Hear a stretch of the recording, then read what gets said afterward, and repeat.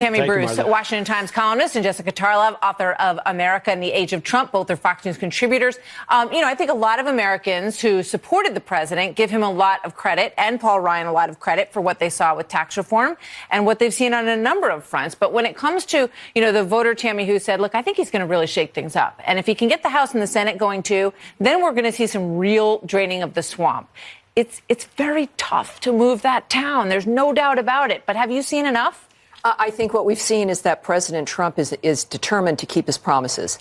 And the American people are seeing that, as has been referenced, I think, before. Rasmussen today, he's at 50% approval, higher than where Barack Obama was at the same equivalent part of his... That's a complete outlier poll, by the way, that uses the likely voter model. Jessica, just a minute. I'll interrupt you when you're going to that. I look forward. And yet, at Congress, of course, has a 15% approval rating. So there's a difference there. And I think that what you're looking at is the American people see with the tax cuts and everything else, that they want action. They want a man. They want action in the government. They want things to happen.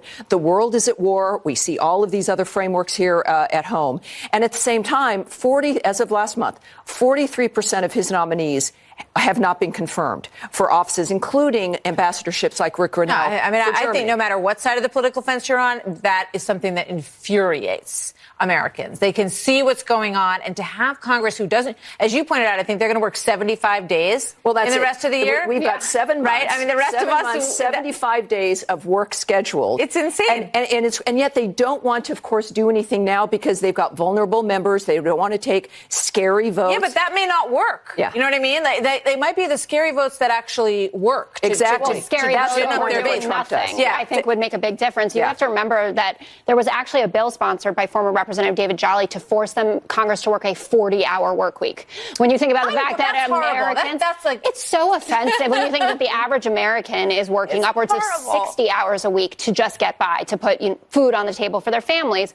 That's what's going on there. That is the swamp problem. I would, not just because I interrupted you, but because I actually agree with you, would say I agree with your point about what President Trump is doing. People can see that he is trying. He's out there calling out Republicans and Democrats alike. That may not be enough to save his party come midterms, but I think that majority of this is actually just cyclical. This is what happens in the midterms. No, it is what happens, but they have to hold 24 seats. If they don't hold 24 seats, they're going to end up with, Maxine, they're going to end up in some sort of impeachment The GOP process. itself is highly likely. The GOP classically always grabs defeat out of the jaws of victory. They'll maybe do it again. Now, we know Don Jr. is going to be on the campaign trail. I would expect the president to be so. There's still going to be every day Americans, whenever they get their paychecks, they see, and you look at how many seats just in Pennsylvania alone are now vulnerable. All right. My point is that every week people see the benefits of the tax reform. Every day they see the president on television arguing for his agenda. And they don't like what Congress is doing. But this is where each race is local. And they've got to embrace the president and the president's agenda. And we will be better off, I'm sure. I read today that the Democrats' plan in terms of the tax reform is to say, I know it feels good now, but it's not going to be offset by your rising health care costs. And if that's if that's the plan, I would suggest they might need something more than that. Well, it's better than crumbs. So I think that is a smart messaging strategy. I think, healthcare is really a winning issue here. That's something that happens on both the Democrat and Republican side, to focus on that, what the repeal of the individual mandate will do, how we can improve upon Obamacare to make sure that each American has more affordable healthcare, I think is a smart place to start.